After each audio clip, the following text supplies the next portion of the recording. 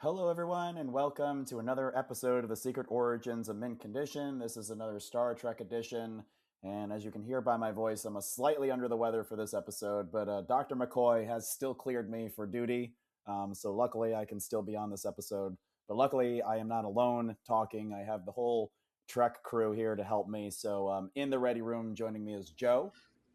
Uh, Hey folks, how you doing? James, hope we'll get you through this and hopefully you don't lose your voice. Yeah, thank you. And Josh. Storage compartments. And John. He's dead, Jim. Oh wait, that's what McCoy did. Really, I mean, that's mostly what happened when you say like McCoy patched you up. He just says you're dead. Hey, Josh, what did McCoy inject himself with in City on the Edge of Forever? Thorazine? Yeah, don't take that, James. Don't take that. Yeah, Yeah. I'll hopefully Dr. McCoy seems to be in good standing today, so hopefully I won't have to worry about any of Yeah. this. Well, audience, this is our first episode of 2026, celebrating the 60th anniversary of Star Trek. When we were kicking around ideas for this, we're going to do some of the movies we haven't covered yet, and we talked about doing episodes. And the first one that Joe threw out was Trouble with Tribbles. A classic episode, a comedy episode. While we probably could have spent a whole hour just on that episode, I figured if we were going back to Trouble with Tribbles, why not, double down and also do Trials and Tribulations, which was the 30th anniversary special that Star Trek put out, which is hard to imagine. It's 30 Wait, years wait, ago. wait, wait, wait, wait. Does that mean the math means that episode was halfway between now? Well, so halfway between us and the original series is that episode of Deep Space. Okay, I'm having an existential crisis now. I know. I couldn't believe it either, Well, John, when I was math thinking with about me it. is an existential crisis, so I'm not going to try to figure it out. Yeah, I was like, I thought that was like, that's got to be the 40th anniversary. Nope, it was the 30th anniversary is what they put out, Trials and Tribulations. So It's Wow. unbelievable. But here we are. We obviously, as you know, audience, we don't do episode breakdowns. We are going to talk about our highlights. We're going to talk about behind the scenes stuff. We're going to talk about whatever strikes us from these two episodes. But Joe, since you are the person who came up with this episode and wanting to cover it, I'm going to turn it over to you first. What is it about the Trouble with Tribbles? Well, I think this is their first comedy episode. Is that correct, Josh? Basically, right? I think so. It depends. When is I Mud? Is that before this or after this? I think it's Oh, after good. this. Okay, right. I'm is in this Right. season also piece of the action. But what drew me to this Right. episode, it's comedy and it's good comedy, but it's set in firmly in the world of Star Trek. There are stakes, obviously, to be had here. We're talking about two warring factions, or well, not anymore. The Organian Peace Treaty has stopped them from warring, but who's going to develop Sherman's planet? And this, I forgot the grain was blue. I don't think I want to eat anything with blue. It's grown from blue grain, but maybe it was blue because it's poison. Who knows? Anyway, it was just it's so much fun. And I was watching it today. And what I did, guys, I watched Trials and Tribulations first because I haven't seen that in years. I told James off air that was so much fun. But I wanted to watch that first to see where they inserted all the DS9 crew and the different scenes, how they inserted them in the background, especially when Kirk is talking to Niels Barris, and you can see Cisco and Dax in the background there. A couple of things stood out to me is that Dax had to be restrained. She's such a fangirl in this episode, but I'm getting ahead of myself, right? But so going back to Trouble with Tribbles, you look at the scene, you look at the interplay between Shatner and Leonard Nimoy, and so many things were conveyed with just a glance when questions were asked, especially by Undersecretary Barris, whatever his name was. And, Kirk, you could see Kirk wanted to really lay into him, and he did at one point, but he would look at Spock, and Spock would give him that, kind of disapproval look or that kind of knowing look. And it's just, they must have had so much fun doing this episode. And because I think they did, that translates, right to us. And I had so much fun watching it again for the probably 50th time. But there are so many things going on in this episode that just crack you up. And I don't think Nichelle Nichols ever looked more gorgeous and beautiful as she did when she's standing at the bar petting the Tribble. It's just what a beautiful woman, and what a loss. That she's no longer with us. But so those are my initial thoughts on the episode. I know I was a little scattershot there, but I'll let you guys take over. You're the No, that was experts. good, Joe. I mean, I was impressed rewatching it. I didn't realize I've seen it before. Obviously, it's the episode. Well, City on the Edge of Forever is probably the best Trek episode. This is probably one of the more well-known episodes, even Yes. by people who are not Trek, hardcore Enthusiasts. Trek fans. They know the Tribble episode, but I was taken aback at how funny it is right from the beginning with Chekhov saying everything was invented by Russians. Oh, yeah.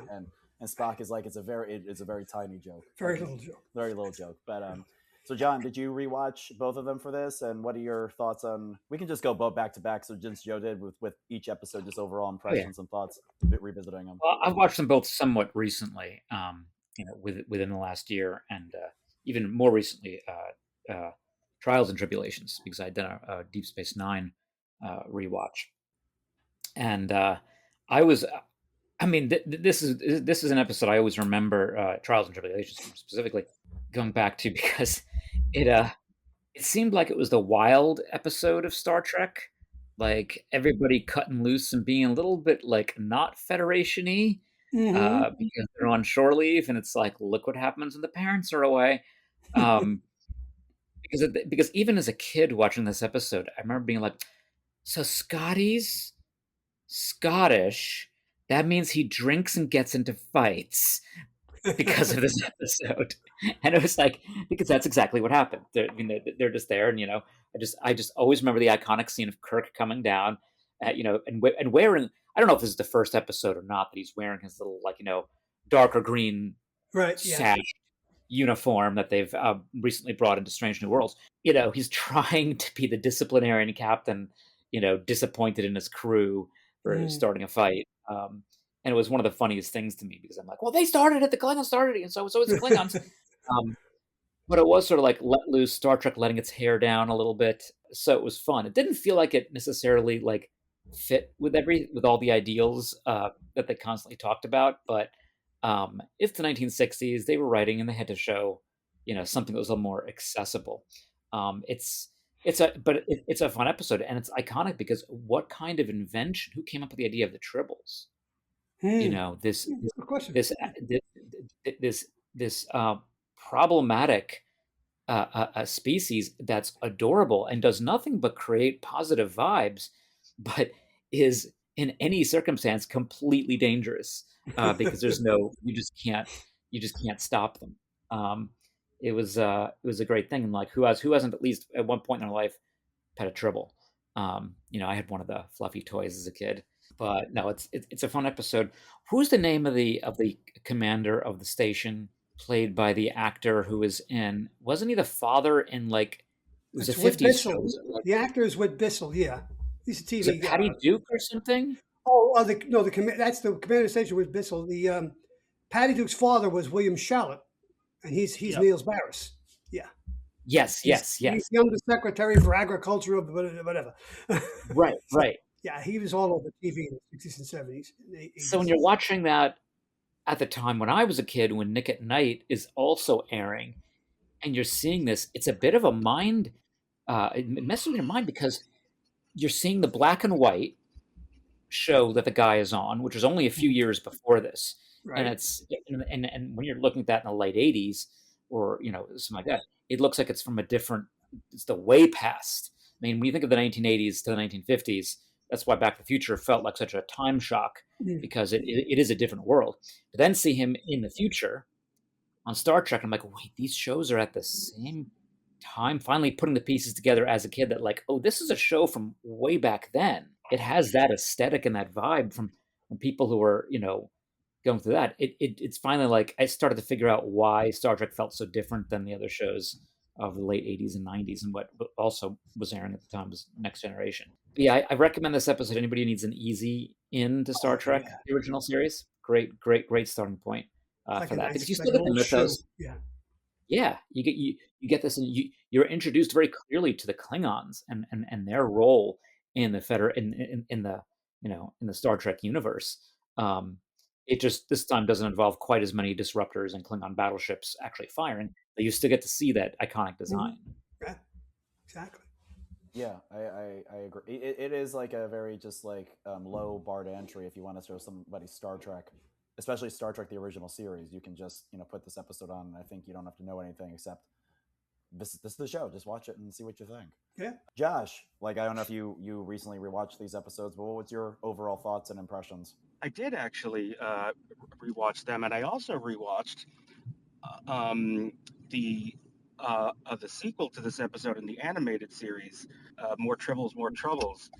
That Oh, I forgot that. Yeah. that was actually David Gerald, writer of this episode, who was a fan. Who This was his first professional sale for the third season.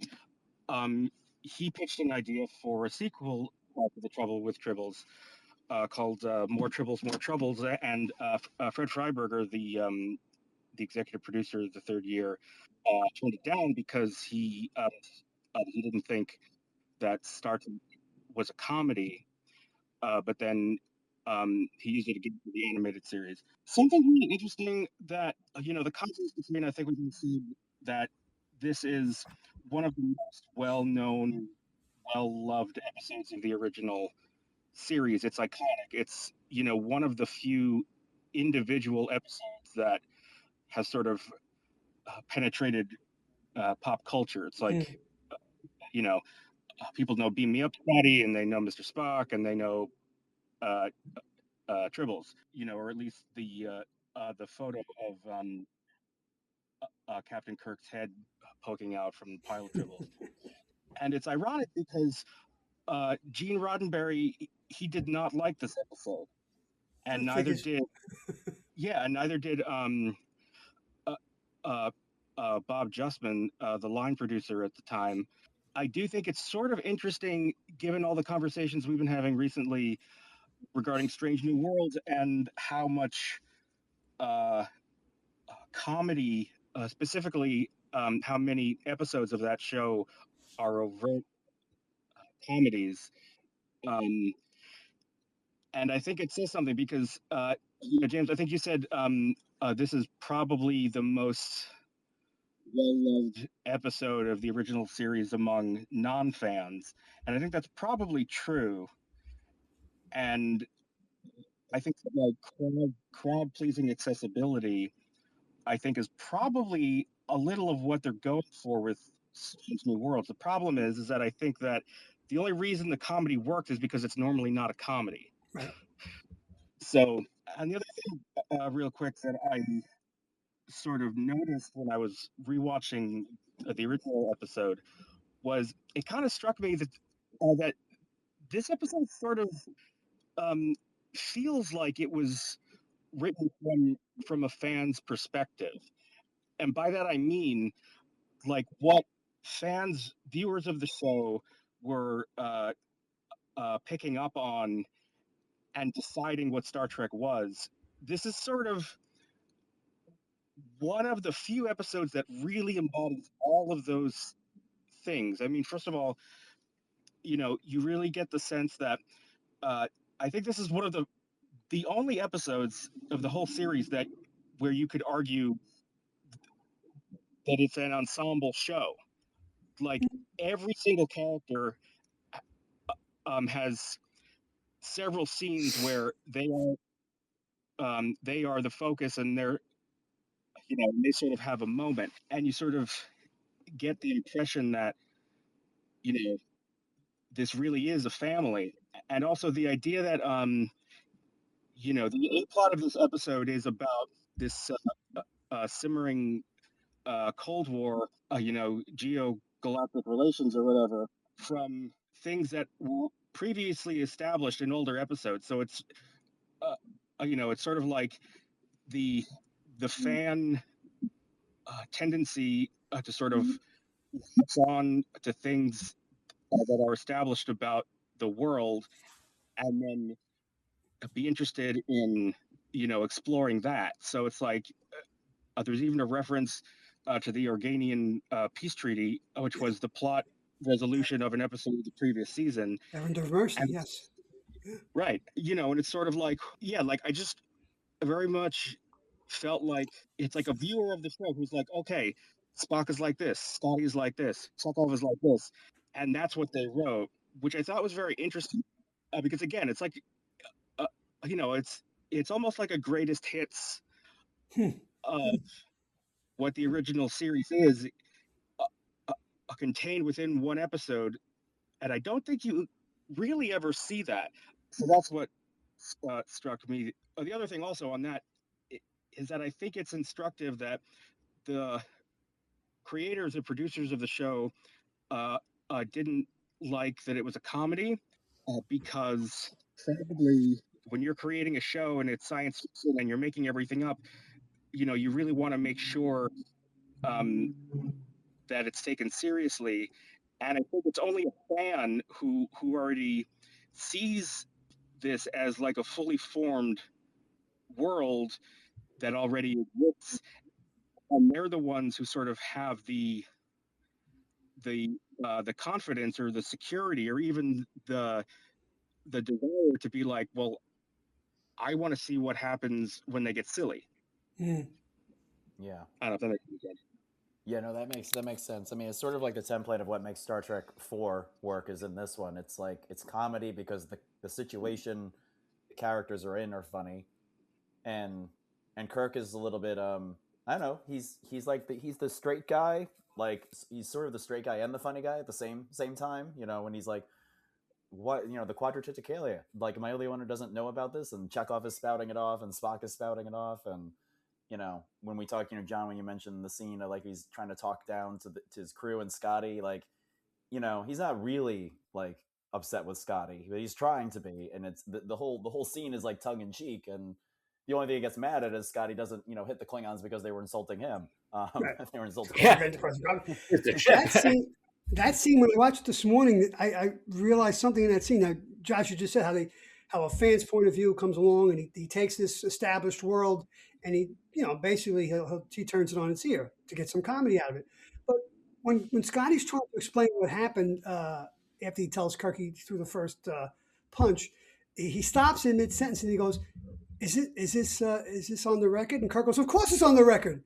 So there's that military, it's there, it's still there, I like to use my favorite word, verisimilitude, right? It has to work within the confines of the universe.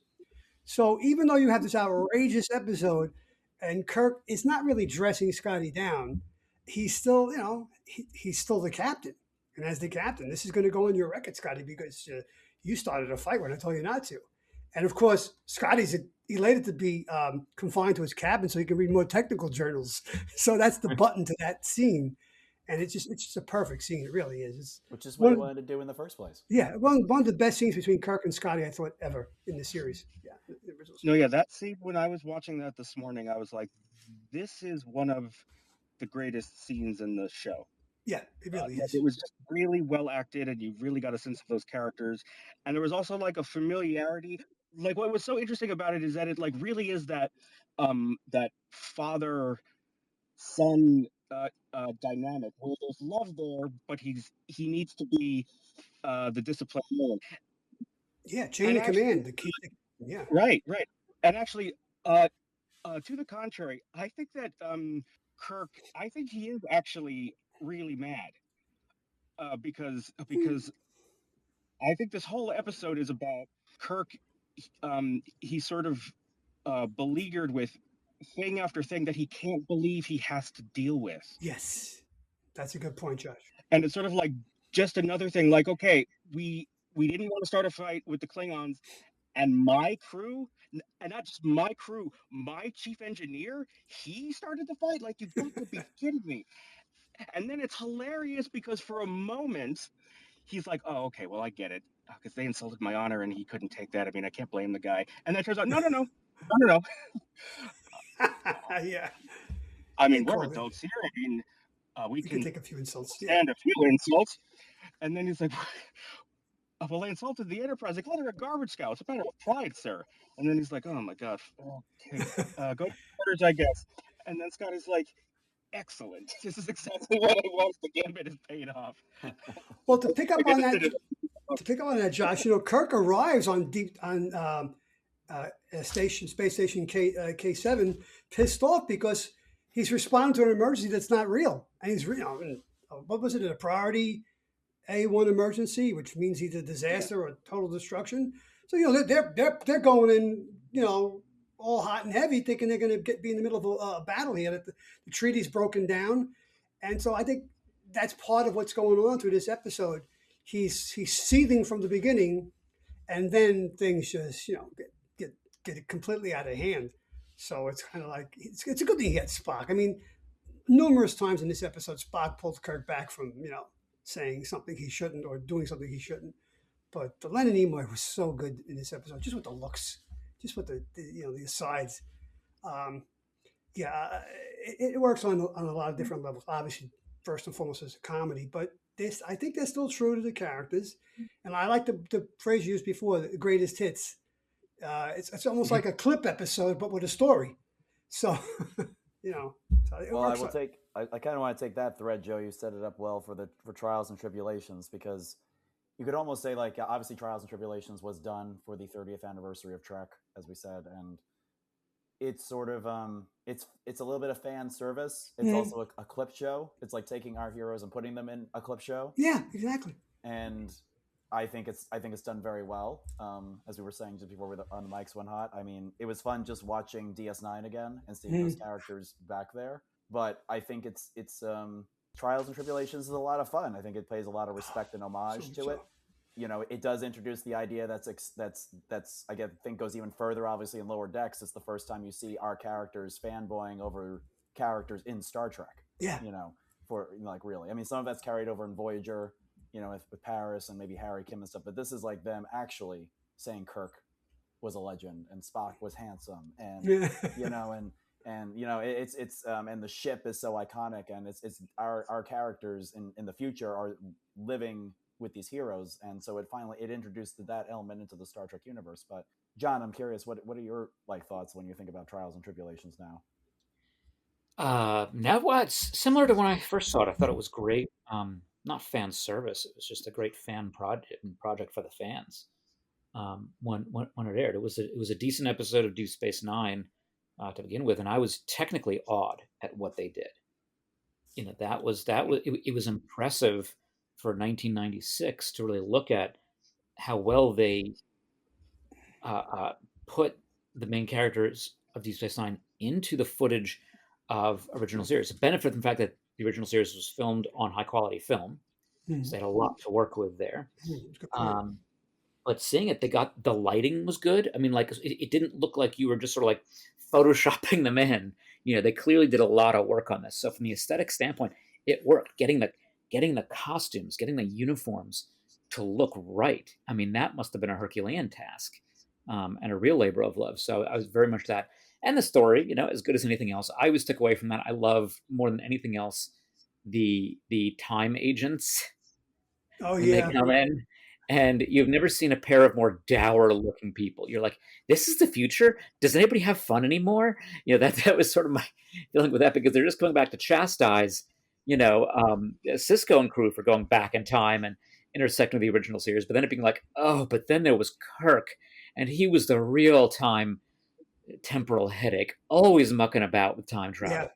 So they got to play around with a lot of the fan commentary over the years that had really existed, which is what I think an episode like that is supposed to do. It's supposed to be something that is very self-aware and self-referencing. The Klingons and Worf's reaction. It's like to text me why do they look like that? Like, we don't talk about that. We don't talk about that time in our history. There's just nothing, and there's locking it down at that. That's one of the most brilliant ways of dealing with that, because we all know special effects. Like, they had different available special effects as we went into the original movie. So the Klingons got a bit of an upgrade. So rather than trying to explain it and contort, it's just no, we don't talk about that time. That's a dark time in our history. Let's just move on. And that was the best way to do it. I think when they sort of tried to readdress that in another show, it didn't come off quite as well, because it's like you're trying too hard. Like, we know why they don't look the same. We know. It's a fun episode with that revisits it in a way that when you see them not only being like fans of the original crew, the way they interact and get to take that away. I mean, they did that again with Strange New Worlds and Lower Decks. They did the crossover for that. And just, a next gen crew or next gen era crew, but also going back to a sort of TOS crew era, but getting to do that with different characters. And it's a way of paying homage to what the original series was. And I think that's really beautiful. Plus, it's just a fun episode to watch. Are you guys familiar with the TV show Dragnet? Yeah. Yes. Okay. I'm talking about the revival that was from 70, 73. Those two time cops are Joe Friday and Bill Gannon. I mean, they just act like those two characters. I picked that up today. And then the guy's playing with Cisco's baseball. I mean, how dare you? I mean, that was cool. But yeah, they just reminded me of Joe Friday and Bill Gannon. And there are just so many cool moments. I mean, and then Dax, like I said at the beginning, she's a fangirl. She's, because she's lived these lives because of the Trill. She even met Dr. McCoy at Ole Miss, and she knew he was going to be a good doctor because he had the hands of a doctor. Yeah, she more than met him. Yes, that's right. So yeah, there's just so many cool moments like that throughout. Yeah, I mean, it's funny with the time police, like what they will, I guess, penalize you for or not, because theoretically we're living in an alternate reality where Kirk went back in time and saved the world from being destroyed by an alien probe because we didn't have humpback whales. So, like how nitty gritty are we getting with like getting upset with time travel in certain instances, or Picard going back in time to save the Earth from stop first contact being destroyed by the Borg. So it's interesting what the time police will go after, but. Josh, I'm assuming you watched this recently. What were your takeaways watching it again? Yeah, I miss when Star Trek felt like this. I remember watching this in '96, and I was just like absolutely thrilled to pieces. It was just like, I think this was the first time, not that the Next Gen era had referenced the original series, but I think it was the first time that they pulled no punches and just like featured the aesthetics of the original series. Like prior, I think it's there's a comparison to be made. Voyager, which was on at the same time as this, they also had a 30th anniversary episode, but in their version, they featured Captain Sulu and the Excelsior from Star Trek VI, which I forgot that. Yeah, which was only a movie from 5 years prior. And the production value and the wardrobe and like just the aesthetics and everything, I think they were more comfortable with that, whereas sort of the misfits running Deep Space Nine were genuine fans of the original show, and they were like, no, we don't have to apologize for what the original show was. Like, we love that. We are going to show those sets and the design of that ship right alongside, the 1990 stuff. I think the love for Star Trek comes through very strongly in Trials and Tribulations, versus in that Voyager episode, Flashback, I think it was called. It felt like more of an obligation. Like we sort of have to do this, or maybe I'm projecting a little bit. One thing about Trials and Tribulations, just a little detail that I always love, and it has nothing to do with the original series side of it, but there's just like a neat little world building detail that they throw in there that I think is so funny and so evocative. But when they rescue Arn Darvin from behind Klingon lines or whatever, and they bring him onto the Defiant, and he orders a Roctigino from the replicator, and he's like, "Do you know what Cardassians drink in the morning?" Fish juice. Fish juice. Hot fish juice.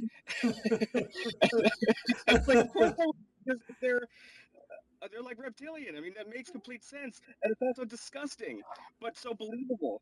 And I just thought that was such a funny little detail. I laugh every time. I laugh, and there's something about the way that he says it. He's like fish juice, hot fish juice. It's just No, so that's funny. great. Yeah, and O'Brien has a couple of moments. The first time O'Brien and Dr. Bashir get in the turbo lift, deck whatever, and they don't know they got to they got they got to hold on to the that little handle and move it, and it's like the woman gets on again, who may or may not be Bashir's grandmother, because O'Brien didn't know how to handle the turbo lift. Dr. Bashir leans in and says, "Don't worry, I won't tell anybody." Because he's the master builder, the engineer that keeps Deep Space Nine, Tarak Noor going, and he didn't know how to handle a turbo lift. That was hysterical. That's a lot of fun. And Well, also, he also didn't know like that pulling out that chip. oh, that's right. The lights dim in the corridor. I forgot that. And also, the haircut they gave to Dr. Bashir, I couldn't help but laugh because he looked like Jerry Seinfeld in the haircut episode when Jerry got the bad haircut. So there was physical comedy. There was obviously the verbal repartee, the comedy there, but there was also some some stuff bordering on slapstick too. So they dove into it. They weren't afraid. Let's just do this, and they did. Good stuff. Yeah, it's an excellent love letter to It really is. Star Trek as a whole, but leading into the original series. I would say like one of my favorite things also, John, I don't remember if we were playing anymore, but I was still collecting, is they Decipher released the Trials and Tribulations expansion for the Star Trek card game. And it was the first time you Yes. could get the Oh. Enterprise and Kirk and Spock and McCoy and the original crew. I was like, oh, that was like something I remembered from that episode. That was part of the 30th celebration. Yep. I remember merchandising. Merchandising. I'm curious because I don't really think we talked about this a little bit in our Strange New Worlds episodes, but in doing some of the research for this and listening to different podcasts, people in the Trekverse like cite this episode as great as it is. It defined how Trek looks back at the past when they go back into the past, because people said like, well, when they went back into the Enterprise, they replicated the Enterprise exactly as it was in the original series. But when we go back in Strange New Worlds, it's not replicated like the Enterprise in the original series. And people say like, well, that's because in Trials and Tribulations, they set this bar. And when they moved away from that bar for the new shows, that's where people get upset with like, why didn't you just recreate the aesthetic? Because you can do it. You did it for the 30th anniversary. I'm just curious, if any of you have any thoughts about that. I think for the most part, we have all talked about you just overlay what the newest thing is over your previous memory. But I know there's people debate about that with this episode and the new Trek shows coming out that take place in this era. Well, I'm happy they went back and used the original aesthetic. The corridor, the lighting. Even there was a comment made by Dax. Wow, they really packed them in on these old ships, didn't they? And that, you were talking about before, John, about the Klingons looking different. Well, that was, because that's the way it was. They were unlimited budget. They probably couldn't afford the prosthetics to make them look different. So, but here, with a budget that DS9 has, they can pack those corridors. They can get those extras from the commissary or wherever on the lot, and just have them walk up and down the corridor. And because we were always told there's 430 people on board the Enterprise, we only ever saw 7 or 8 or 9 at the most. So so that was kind of cool too. Yeah, it's such an interesting thing. I like what you mentioned, like the overlay of memory and one memory coming, being the most recent thing. I think that points to the difficulty of ever going back. I think that's why this episode works in that way, because you're going back as a temporary, brief tribute, and you the same way you suspend judgment or suspend belief for many of the things in the show. You can do that for one episode. If this is like a multi-episode storyline of them back in the past, and you made a show out of that, it wouldn't quite work. No one was looking for the original series aesthetic to be a show in 1996. It was a tribute. It was an anniversary special, and that's the danger of going back in time with an entire series and doing prequels. I'm not a big believer in doing prequels. I'm just not. I think that Agreed. that's the same fundamental flaw that we've all discussed till our faces blue about Star Wars and everything else. I think it's ill-advised. I think this is an example of how you can do it right. You do it well. You do it brief, and it's a fun. It's like a Christmas special. It's a little bit out of the norm, a little bit, and you accept it's a little bit out of the reality of your show, and you go on from there. Doing that show, making an entire thing about that. First, I always ask why. The second question I ask is like, well, you can't go home again. You can never experience what you had before the same way.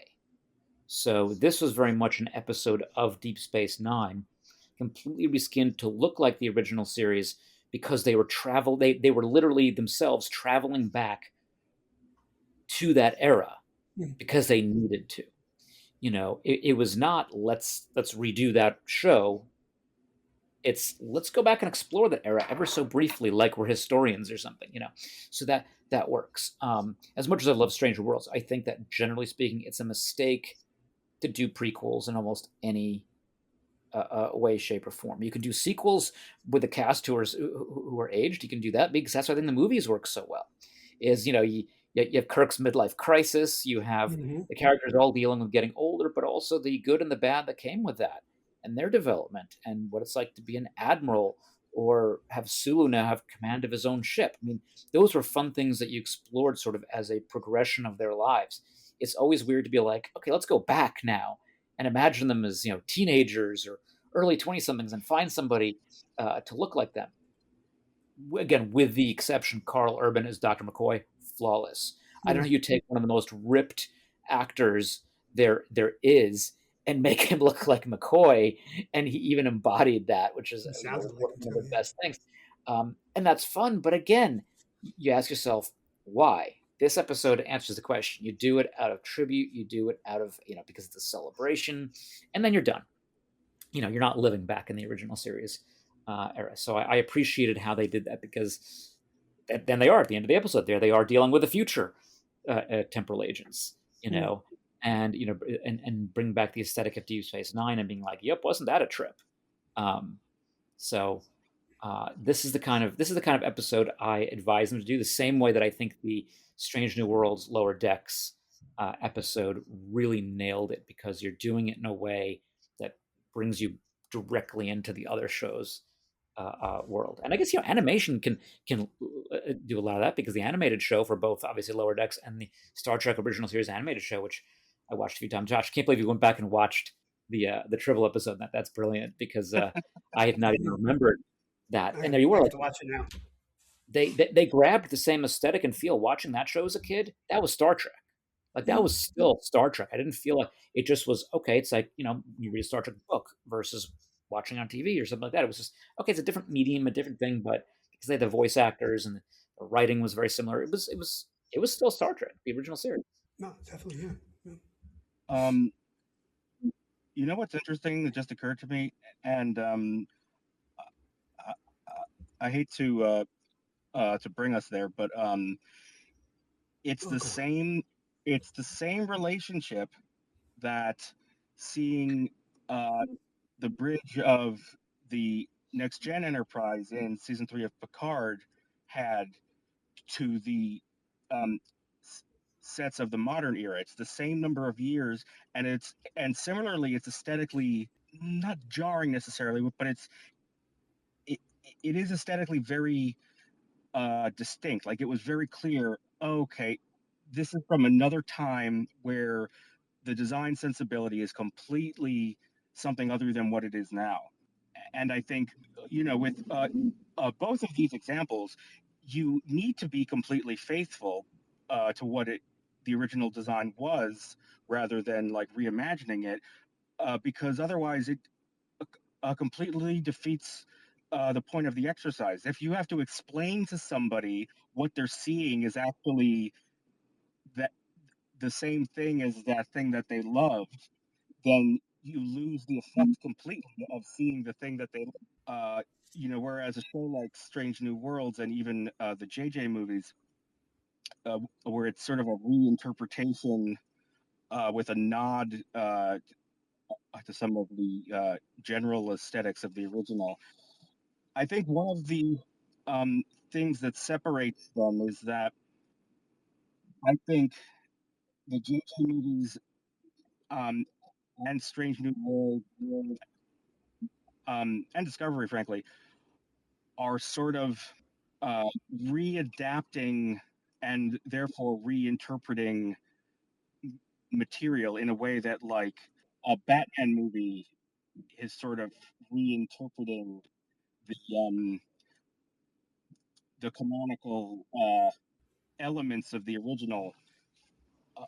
So I think it has a little more leeway because, again, it's sort of saying, okay, like this is supposed to be that same time, but like only in theory because obviously it looks completely different. um, and not only in terms of the design aesthetic, I mean also like the characters on Strange New Worlds, um, the way that they speak and interact is completely contemporary and completely at odds with everything that we see in the original show. You know, the language that they use, the familiarity of the crew and stuff. You know, I don't think that you're supposed to like throw on an episode of the original series right after watching Strange New Worlds and supposed to think that this is the same world. I would agree with that. Yeah. You know, it's just sort of like when you're watching Strange New Worlds, your memory of the original series, your memory happened, right? Mm. Uh, but the actual show is sort of off in its own pocket universe. If that makes any sense, No, and it I'm not sure doesn't. that it does. And you're right about Josh about the language. I mean, I hinted at it before. I said it before how Kirk, in the midst of that great scene with Scotty, still says, it's on the record, military. Yeah, When I watch Strange New Worlds, they don't always speak like they're part of a military operation, even though it's military / exploration. The familiarity on the bridge just doesn't feel right to me sometimes. It's and yeah, we know that Spock, McCoy, and Kirk had constant verbal battles throughout the original series. Some were quite funny, especially when McCoy thought he was zinging Spock, and Spock would come back and just put him away. With a bigger zing, but it was still done within the framework of the way people would speak in that situation on a ship. The ship happened to be in space, but it had that military feel to it. So yeah, and that leads back to what you were saying, John, about prequels. I think they're best left. I don't like prequels, and I sure. By the time I got to like the fifth or sixth seasons of the CW, I was done with all those flashbacks. Please stop with the flashbacks. I know who Oliver Queen is. I don't need any more flashbacks. But so I would agree with that. I think you got to move forward, and I don't know where they're going to go with seasons 4 and 5 of Strange New Worlds, but sequels, I don't know. We'll see. I mean, there's a new sheriff in town, right? Skydance has bought Paramount, so things are going to be different, possibly. Yeah, so we could do an episode on that. Yeah, we probably could. Yeah. Yeah. Yeah, I don't know what the future of Trek is because I thought I knew the future of Trek because the new owners apparently really like Trek, but now I don't know if they're taking over Warner Brothers too and what their decision That's still making. up in the air. I mean, now So, the other day I heard that Universal is back in the game with a bid for WBD. So who knows? yeah, That's I gonna mean, be, the hope is that Trek will survive in some form, yeah, whoever gets it.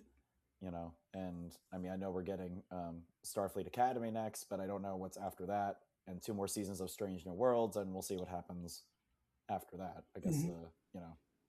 But it'd be good if we moved forward. I'm not sure where in time we should move forward at this point, because we've gone into the past and we've gone into the distant future. So I'm not sure where the right era of Star Trek to be not relaunch but continue on at this point is. Josh and John, how much have we seen between Kirk and Picard in that era? those years, those 80 plus years.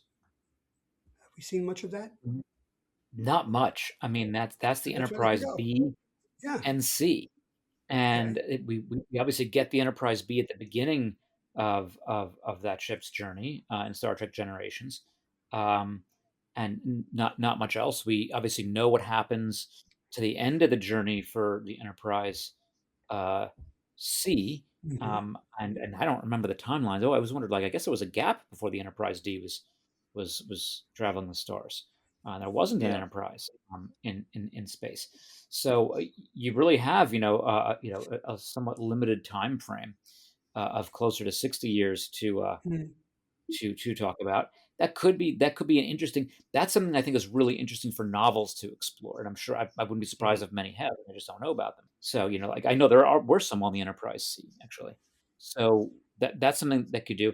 But again, if you're trying to set something that's before next gen now, you're running into all these things, and we're so locked into what we were able to produce with the technology that was available for production that it becomes sort of awkward to go back, I think. And again, it's just better to sort of go forward. I'm a little annoyed at Discovery for having nuked the Federation before the 31st century, or when they come in.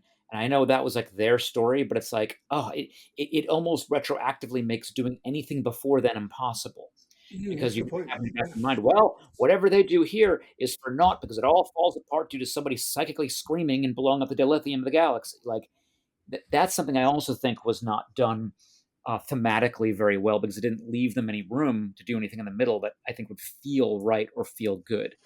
Um, so did they go into the far off future? That's hard to imagine because it's like that far ahead of what are humans.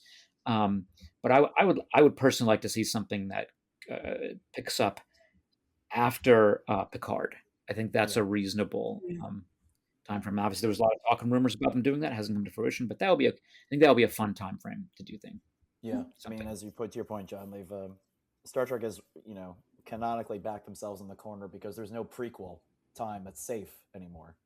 Like Mm. there's no period of time you can go back where there's not a history that's written before it, after it. Um, Yep. so where do you go? I mean, legacy is probably the best thing to do, um, but I guess we'll see. Well, I guess we can do any final thoughts and stuff. So, does anyone have any final thoughts about Trouble with Tribbles or Trials and Tribulations before we wrap up this episode? Well, we did Cisco, who said he did not want to meet Kirk throughout the entire episode. As Dax was trying to push him, he finally does get to meet him at the end. I'm trying to remember that scene in the original. That was a female crew member that handed Kirk the duty roster, right? And Yeah, then mirror, mirror. right. Yeah, And that so was the. Sorry, go ahead. Yeah. no, and then they superimpose Cisco in. Um, was Trouble? What was Trials and Tribulations made after Forrest Gump? Yes. Yes. Because Yeah. that's where this technology was really, they inserting Mm-hmm. uh, people from the different eras and on film into the same frame. Okay, I just wasn't sure about that. But yeah, my final thoughts are these are two fun episodes, and you can, as James said at the very beginning, you can just give it to a normie, so to speak. Watch Trouble with Tribbles, and then okay, here's another one you can watch. It got these cute little things in again, and have fun with it because it's. And if Roddenberry didn't like it, the hell with him. I mean, I could see the people making these shows saying, "Look, we got to do something different." Um, in this period in the '60s, especially, I mean, you turn to any hour TV show. I don't care what the genre was.